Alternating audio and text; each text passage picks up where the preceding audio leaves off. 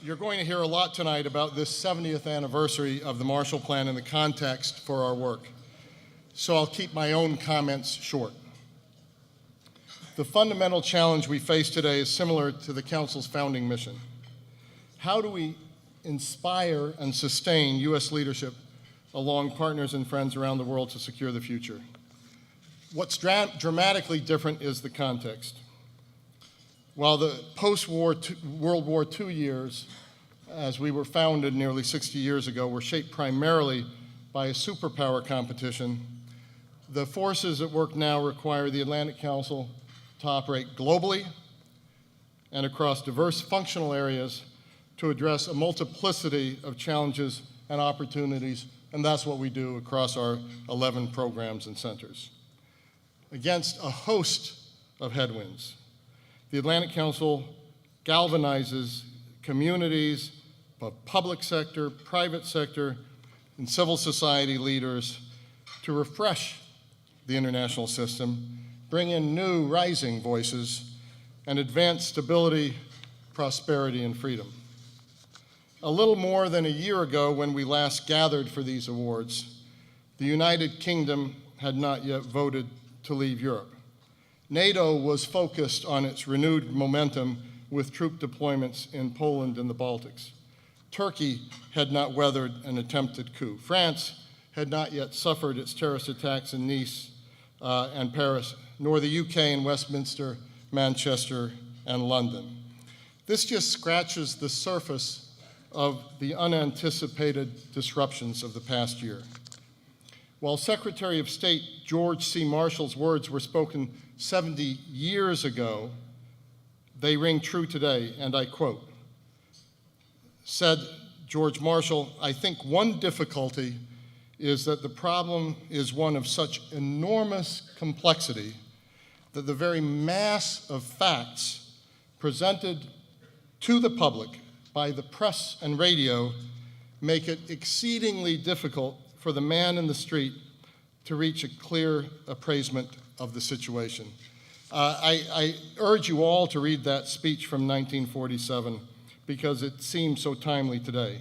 In response to this global uncertainty, we do a lot, but we also launched this year our newest center, the Adrienne Arsh Center for Resilience, acknowledging that resilience, the capacity of a system, a community, and individuals to bounce back stronger after major shocks, is an antidote to these turbulent times.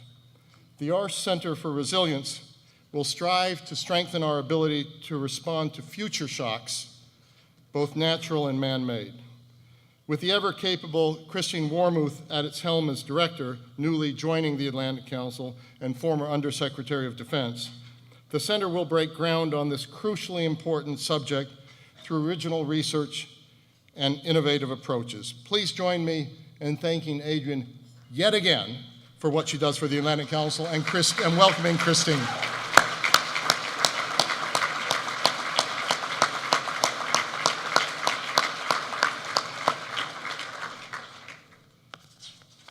We, the Atlantic Council, are the heirs to a commitment not only to sustain, but to improve the world and to adapt and advance the international system that has produced so much good for so many over the past 70 years, arguably the most peaceful, promising, and prosperous in human history. And that brings me back to our gathering tonight and you. By being with us this evening, you've taken a place in our community to support the work we do and affirm the values that drive it at a historic moment. And look around you. What an amazing community this is. You are more than 700 guests from more than 55 countries, heads of state and government, former heads of state and government, members of Congress, senior officials, ambassadors, and countless business executives, media, and civil society leaders. In particular, it's my privilege to welcome Raimunds Bergmanis, Minister of Defense of Latvia, Mikhail Yanalidze, Minister of Foreign Affairs of Georgia, Sirdan Darmanovic, Minister of Foreign Affairs of Montenegro, as well as Representative Debbie Dingell of the 12th District of Michigan, also known as Bill Fort's hometown, and Representative Diana DeJette of Colorado's 1st District. Thank you all for joining us.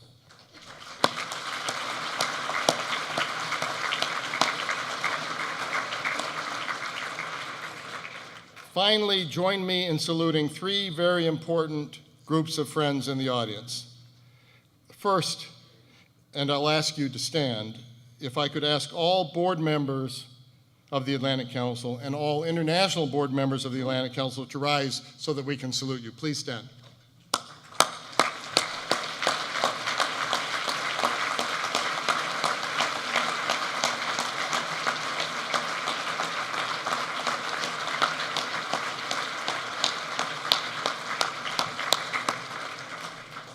Thank you for making my job much easier and so pleasurable.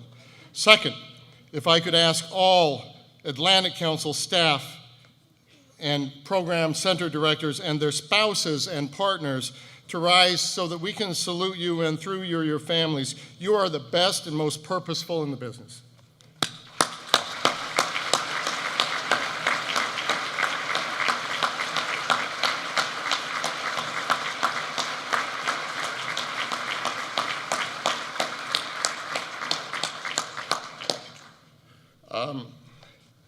Finally, I'm going to ask all of tonight's co-chairs who are in the audience and people representing those co-chairs to rise as I read your names, and please hold your applause until I've listed the names.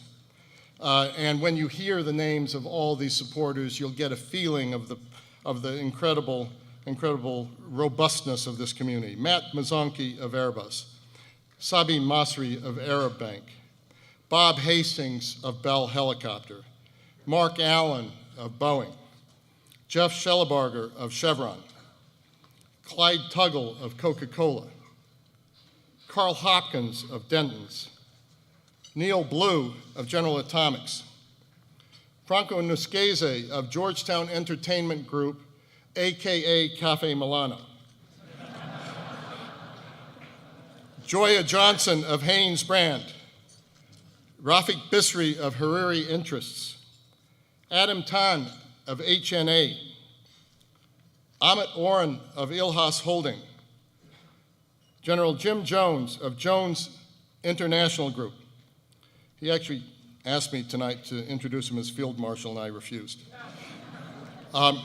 Robert Schultz of KMW, William Lin of Leonardo, Ahmed Shirai of Maroc Telematique, Mian Mancha of MCB Bank Ltd, Mehmet Nazif Gunal of MNG, Marcus Dola of Penguin Random House, John Harris of Raytheon, Michael Anderson of Saab North America, Thomas Eldridge of SAIC, Tewodros Ashinafi of Southwest Holdings, Alan Pellegrini of Thales USA, Kate Friedrich of Thomson Reuters, and of course, Adrian Arsht of Total Bank, and Executive Vice Chair of our board. And of course, all of our partners at Ford Motor Company. Please join me in applauding this unique and wonderful group of people.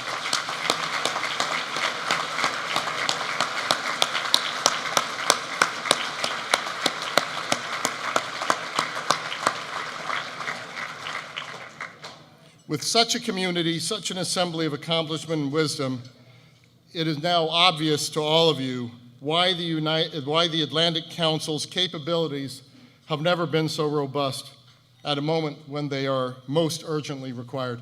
Thank you so much for being here.